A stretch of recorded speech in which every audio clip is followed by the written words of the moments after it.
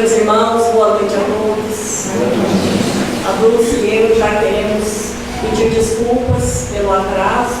É que a rodovia Washington Luiz realmente está caótica, né? Devido ao nosso trabalho, não só consigo ser mais cedo, a gente está às 6h30, mas mesmo assim foi bem difícil. Mas estamos aqui, meus irmãos, nesta casa abençoada, em que nos trouxe suaves vibrações aos nossos corações. Quando eu vi no programa que eu falaria em Polônia, eu fiquei muito feliz. Se nós estamos em Polônia novamente. Que bom que a gente é escalado. E na noite de hoje, nessa casa abençoada, em que a gente recorda dos apóstolos, que são as figuras que nos tocam na alma. E recordando o Mestre Jesus, vamos recordar quando ele estava iniciando as suas pregações. E ele parou diante do templo e observava aquele monumento de pedras tão grandes. E passa por ali um grupo de sacerdotes. Dentre eles se destaca um que observa a beleza incomum daquele Nazareno e se aproxima dele e pergunta: Galileu, o que fazes por aqui? Era o sacerdote Hanan. E Jesus disse: venho procurar a construção do reino de Deus. E o sacerdote ironicamente lhe disse: reino de Deus? O que pensas tu venha a ser isso? Reino de Deus nas suas mãos? E ele lhe responde: o reino de Deus é a obra divina no coração dos homens. Obra divina em tuas mãos? Com quem você acredita que vai contar para colaborar com você? Acaso tens o apoio de algum príncipe? E Jesus humildemente responde: os meus companheiros chegarão de todos os lugares. E Hanan já vai se exasperando nesse momento e diz assim: os tolos, os ignorantes, realmente estão por toda parte. E já você viu uma obra ser construída com lama? Por certo, esta é a obra que você vai construir. E Jesus, com serena energia, retruca.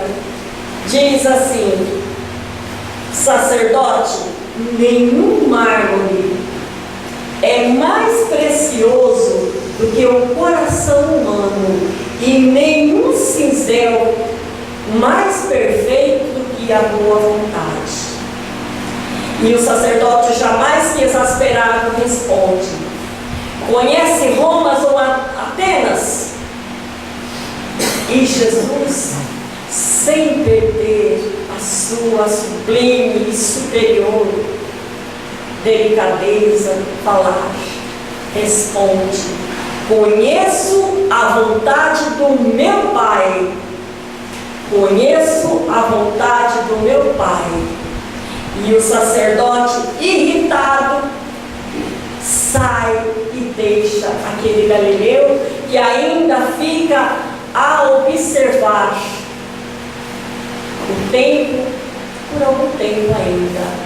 E aí começa um trabalho de construção do reino de Deus, do Pai, no coração das criaturas. E essa construção, nós verificamos que Jesus a fez. E nós perguntamos aos irmãos: onde estão hoje os templos grandiosos? Onde estão aquelas construções tão grandes de Jerusalém? Ruínas. Se formos agora, tivermos a oportunidade de visitar Jerusalém e procurarmos a casa do caminho, nós a encontraremos? Não. Mas o reino de Deus que foi edificado por aquela casa no coração das pessoas, este sim perdurou e perdurará para sempre, porque tudo passa, que são pedras, tudo isso passa. Quando nós buscamos essa construção interna nos nossos corações, nós estamos edificando para o porvir. É assim que Jesus queria construir este reino em nós, porque Deus quer sempre o melhor para nós. Deus nos quer o melhor com essa edificação da construção do reino. Mas a gente pode perguntar: mas por que então eu sofro tanto? Mas o melhor para nós nem sempre é aquilo que nós queremos que seja, é aquilo que nós necessitamos que seja, para edificar esse reino, para que Jesus possa construir em nós este reino.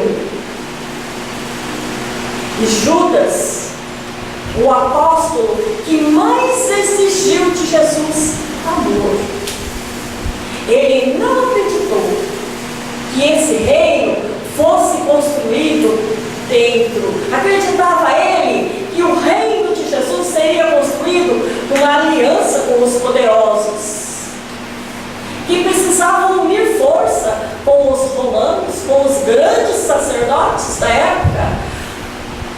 E ele achava que Jesus era muito tímido, muito humilde. Então ele acreditava que se entregasse Jesus faria vir um exército e libertaria a todos.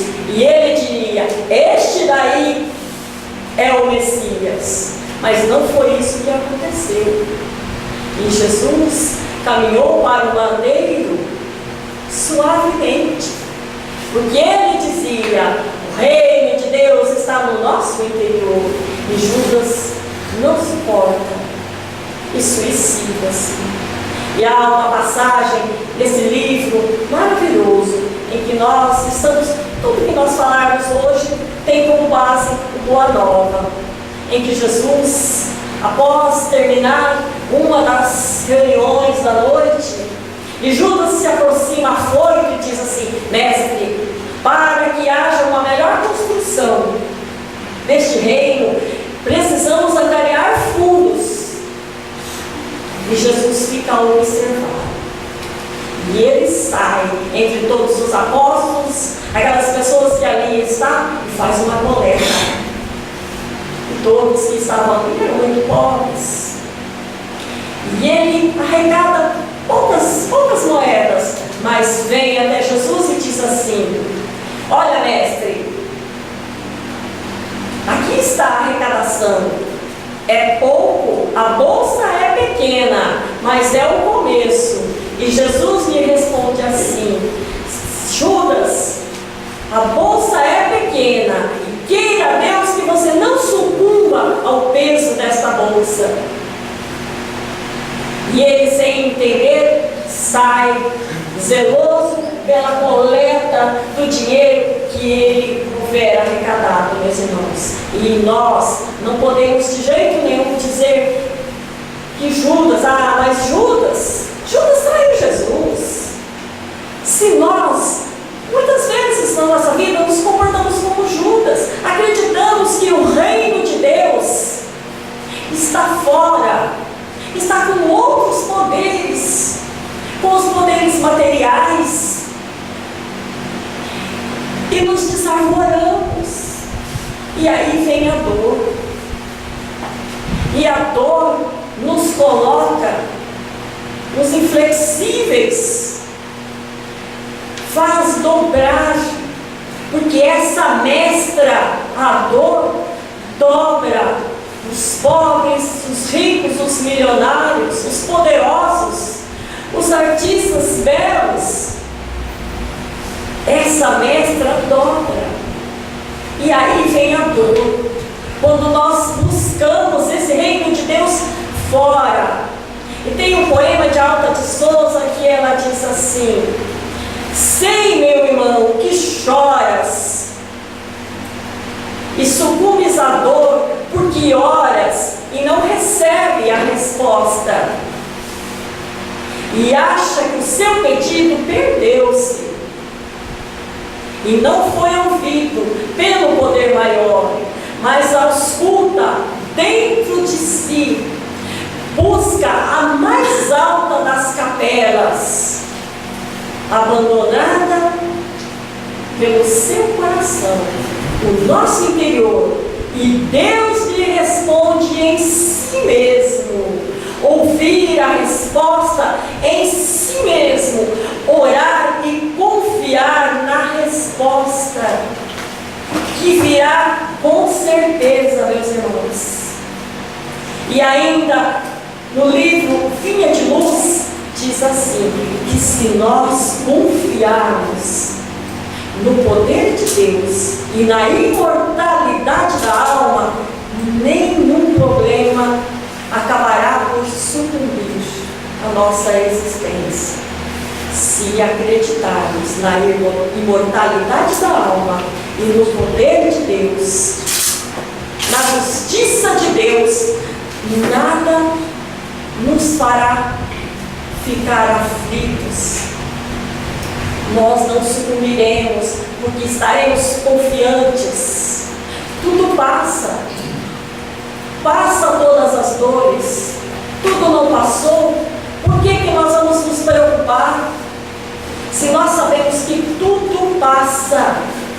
E nós recordamos ainda mais essa recordação de um outro livro, no livro 50 anos depois, quando Cláudia Sabina vai em busca da feiticeira Plotina, quer ela enfeitiçar alguma coisa para que a mulher do homem que ela buscava conquistar, a esposa daquele homem, tomasse algum sortilégio ou alguma coisa que fizesse com que aquela mulher desaparecesse. E a feiticeira, que era nada mais, nada menos do que uma médium, entra em meditação profunda e responde a ela: vejo ao lado dessa mulher um anjo. Ela é protegida e era séria, que era cristã e que orava com fervor ao Mestre Jesus. Uma filha séria, personagem do livro. E ela diz assim: pois quem tem fé e tem luz, nada faz sucumbir, sofrimento nenhum derrota. Então, como é que nós vamos derrotar essa criatura? Ela é iluminada e a outra se assusta, sem entender o que a feiticeira estava dizendo. E a gente percebe, mais no desenrolar do livro, o quanto aquela criatura sofreu e nada fez com que ela perdesse a fé e a certeza no amparo do Mestre Jesus. Não é, meus irmãos? Se faz tempo que vocês leem 50 anos depois, tira um tempinho, uma folga, um dia, uma tarde e leia. É maravilhoso, traz profundas consolações aos nossos corações. E nós começamos esse ano lá na nossa casa a trabalhar a implantação com mais ênfase desse reino de Deus nas crianças. As nossas crianças que vão aos sábados e que são numerosas, muitas crianças acompanham aquela casa em busca muito mais do que o pão material, mas em busca de afeto, de carinho, em busca de tudo que os seus corações necessitam. E nós começamos a esse ano a falar, vamos falar um ano inteirinho do capítulo Amai o próximo como a si mesmo. E nós nos reunimos um domingo desses, todas as evangelizadoras. As evangelizadoras, eu falo evangelizadora, meus irmãos, porque lá não tem nenhum homem que dá aula de evangelização, só mulheres. E estávamos reunidas e nós convidamos o Divaldinho para que fizesse a prece para a gente. A gente tinha, sim, só a pretensão de estudar melhor o comportamento da criança, uma educadora que trabalha também de evangelizadora, ia passar mais algumas orientações. Mas a hora que ele chegou, que ele entrou na sala, ele falou assim que depois que havia uma vibração tão intensa ali, e que a NEI, que o nosso departamento de evangelização se chama NEI, estava presente uma plena de educadores, e que havia uma vibração tão grande, que nós nos emocionamos muito com a prece dele, e depois ele disse isso. Na hora a gente nem sabia, e a gente se emocionou tanto, que no decorrer daquele dia, as pessoas, as meninas que estavam iniciando, que já não é assim, já tão idosa como eu, na tarefa e na idade, e que começando, iam lá, quando falavam nas suas aulas, falavam com uma profundidade que a gente olhava e falava, nossa, mas é a fulana que está falando isso? Porque realmente havia um envolvimento tão grande. E tudo que se falava, a gente chegava à emoção, até as lágrimas, porque havia realmente um profundo interesse dos Espíritos iluminados em implantar esse reino de Deus no coração das crianças. E no sábado seguinte, a gente está reunindo após aulas, como a gente se reúne todo sábado, e a Dulce, eu e ela estamos trabalhando esse ano com crianças pequenininhas, porque a gente descobriu, olha, que a formação da criança, quem é da área da educação aí sabe, que se forma até os 3, e nem como até os 6, como a gente pensava. Esse processo está acelerando, e nós começamos a trabalhar com os pequenininhos, e a gente estava dando aula, falando desse capítulo, e a gente contou uma historinha para eles, e usamos uma margaridinha, uma florzinha top, uma pétala sobre a outra, e que põe na água e ela se abre. E se vocês viram isso, o encantamento das crianças, quando eles perceberam aquela margaridinha se abrindo, porque os olhinhos deles, havia um brilho especial, e nós dissemos assim, quando Jesus toca o nosso coração, acontece o que aconteceu com essa margaridinha. Eles se abrem. E houve assim, muita emoção, contando a história de uma menininha na classe dela, e que é rejeitada. E que a menininha é tão rejeitada que ela quase não fala. Então, nós falamos, essas crianças, muitas vezes, têm só a casa espírita. Eles têm a nós, para edificar essa construção, para o amor, para aquecê-los. Por isso, meus irmãos, as crianças da casa espírita têm que ser muito bem-vindas, porque está aí o nosso futuro. E continuando nessa edificação do reino de Deus, nós nos recordamos também do livro Fonteiro do irmão Jacó. E ele, que foi o homem que trouxe o disco Odeon para o Brasil. Ele que fundou a primeira gráfica, quando ninguém queria editar os livros espíritas. Ele que havia ganhado muito dinheiro com esse disco LP, o Odeon, um disco grande, que na época começava-se no Brasil, disse assim, se ninguém quiser editar, nós fundaremos uma gráfica. E fundou uma gráfica, e edificou muita coisa, e foi presidente da Federação Espírita Brasileira, um trabalhador incansável. Mas quando ele desencarna, quando ele chega no plano espiritual, e ele dá de encontro com os amigos que ali estão, que vem recebendo, e percebe que eles têm luz, que a sua luz está apagada, e ele se sente humilhado, e ele diz assim, mas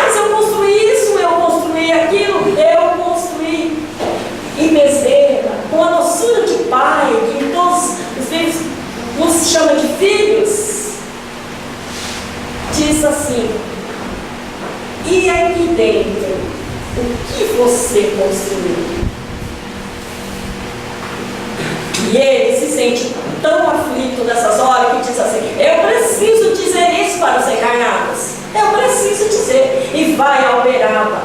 E chega lá, Emmanuel coloca na fila, para que ele sintonizasse com o médium. Mas ele, paciente, homem, que sempre comandou, diz assim: mas eu tenho que esperar tanto assim? Eu só quero dar um recado aos encarnados. E Emmanuel diz assim: calma, Jacó. E ele ficou com o seu nome de irmão Jacó, Frederick Figner, o irmão Jacó do livro Voltei. E ele diz assim: mas quem é esse rapaz na minha frente? Quem é esse novato?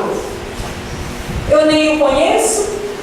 E Emmanuel diz assim: este é André Luiz, que estava ali para também psicografar as obras maravilhosas para o nosso ensinamento. E ele dá o seu recado, que nós precisamos construir o reino de Deus nos nossos corações. O irmão Jacó dá esse recado verdadeiro. E aí, com certeza, agora ele é um ser com toda a luminosidade, que ele se sentiu tão humilhado em ver os outros irmãos ali, iluminado, e ele com a sua luz diminuta.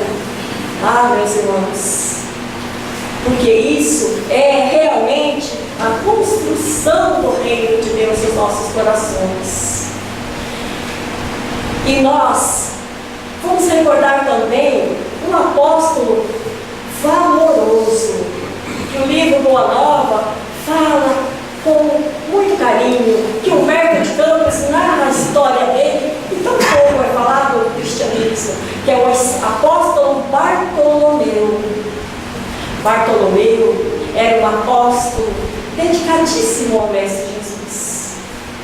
Sempre que podia, deixar os seus afazeres e cooperar com o Mestre Jesus, lá ia Bartolomeu. Mas ele era muito triste. E o Mestre o observava.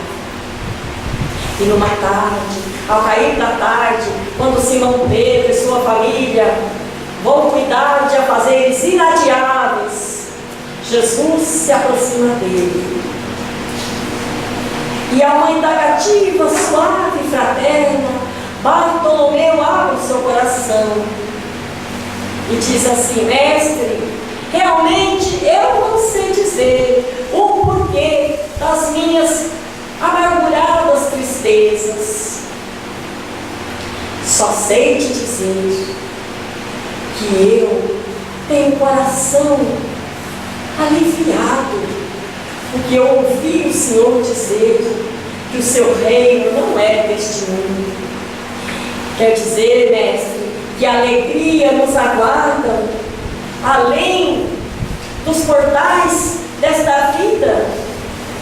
Quer dizer, mestre, que o reino de Deus há de ser maravilhoso. Nós que vivemos num lugar onde sempre o mal vem sendo bem, desenganos, tristezas. E ao dizer isso, o apóstolo tem a voz embargada pelas lágrimas. E Jesus, docemente, olha para Bartolomeu e diz assim: Bartolomeu, a nossa doutrina, entretanto, é a do Evangelho. E Evangelho quer dizer boa nova. E você já viu uma boa nova não trazer alegria? Fazes bem tu em conservar no seu coração a certeza de um reino superior. Mas, Bartolomeu, acaso acha que eu viria ter convosco, senão para edificar a alegria agora no coração dos meus discípulos? Venho do Pai com essa certeza. É preciso ter no coração acesa a esperança. O fruto tem que primeiro frutificar para depois florescer no espírito do povo.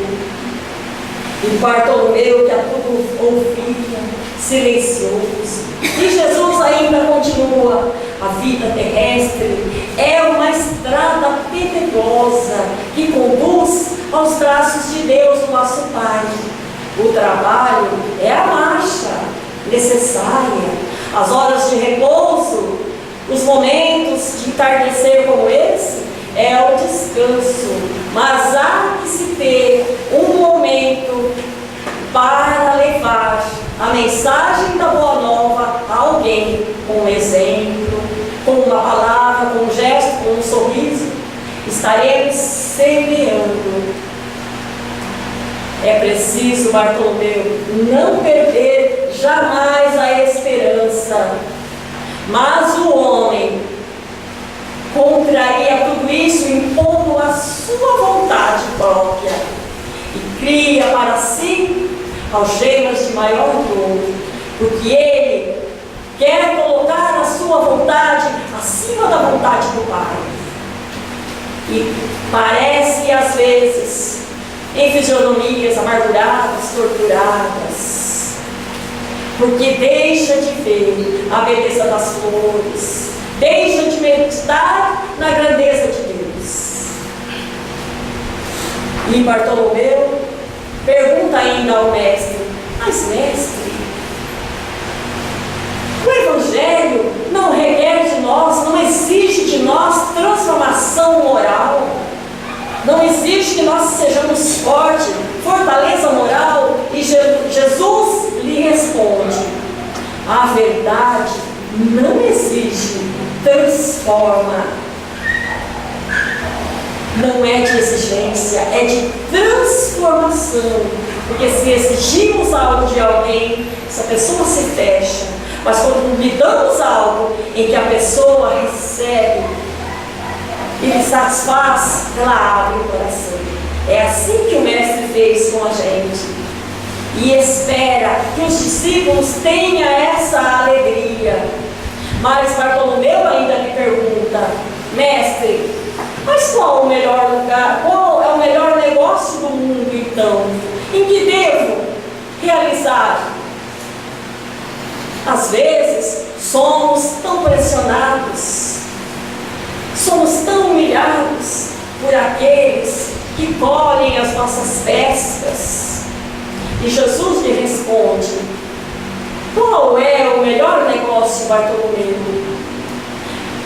A de um negócio passageiro, que você às vezes sofre tanto para ganhar mais fundo, trazendo amargura para a sua alma, ou a conquista do reino de Deus que é para sempre?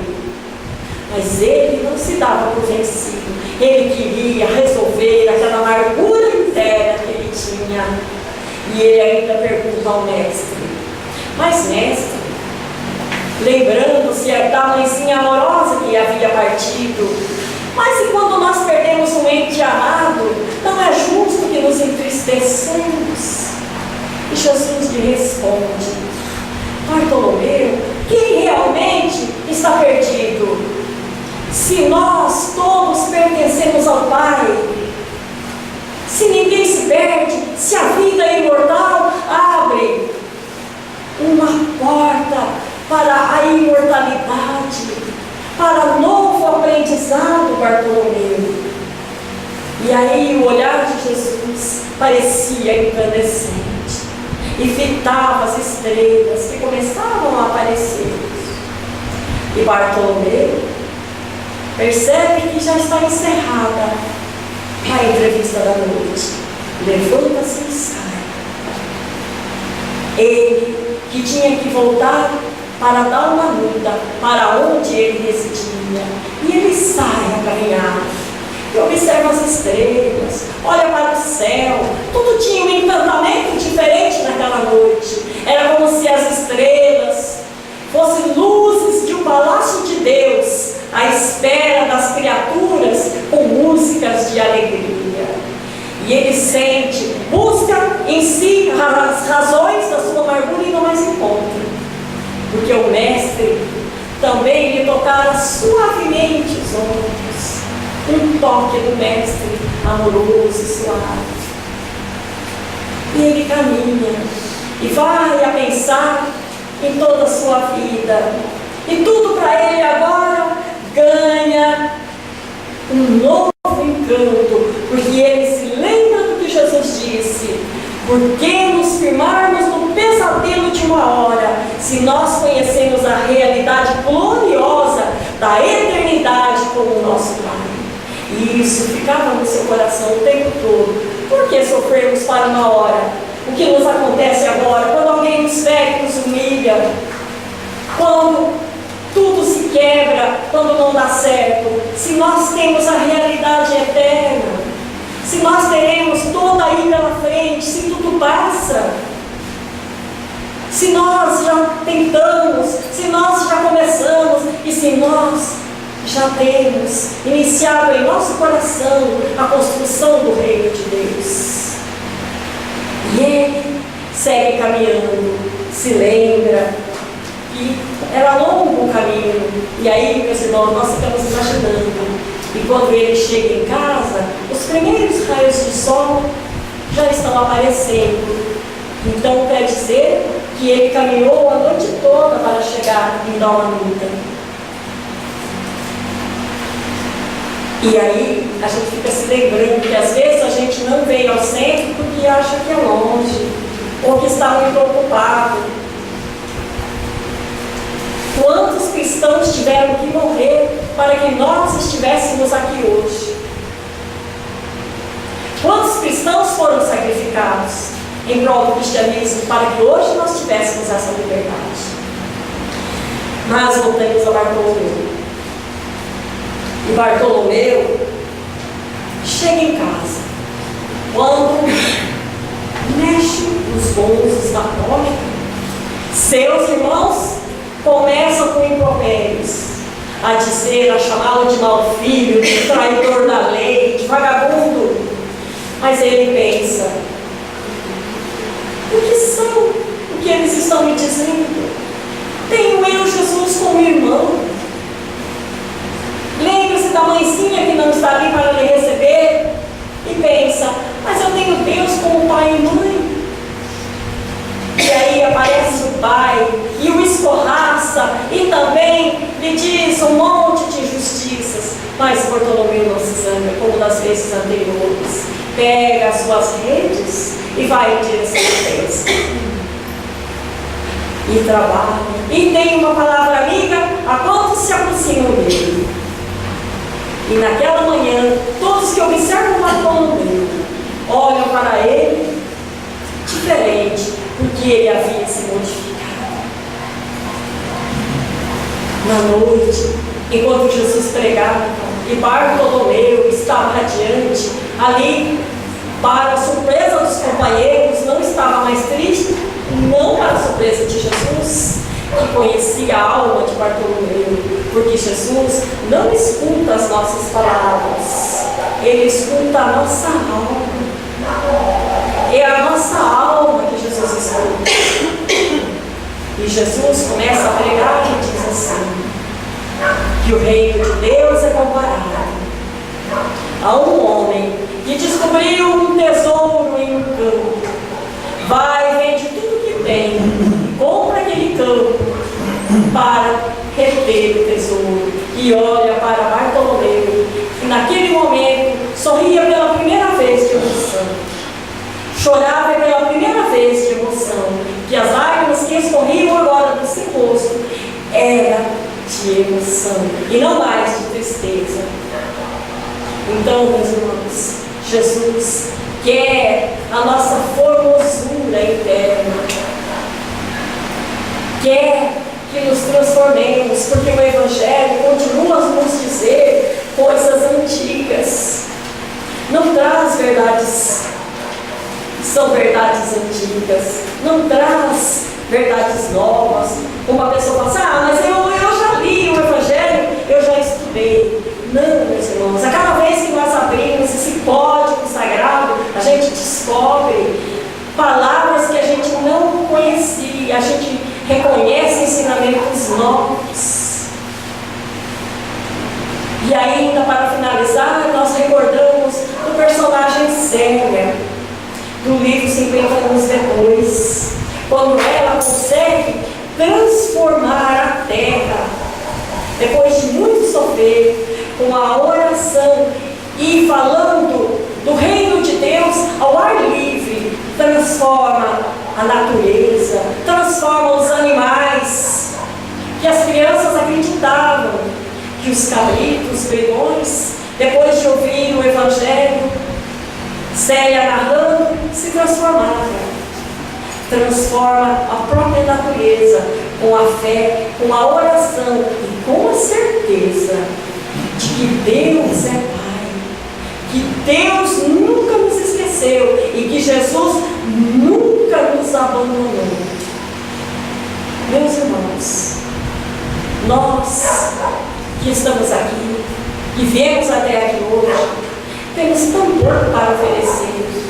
A gente vem aqui para receber. O que são o pouco que eu tenho para dizer em relação ao muito que Jesus nos oferece? Quando a gente aqui está, a gente vem para receber. E a gente sai cheio pelas vibrações de uma casa abençoada como essa. Por isso, nesta noite, nós queremos rogar que Jesus acenda no coração de todos nós, de cada um, esta luz do reino de Deus. E que Ele, o Mestre amado, nos abençoe, nos proteja de volta aos nossos lares. E que assim seja.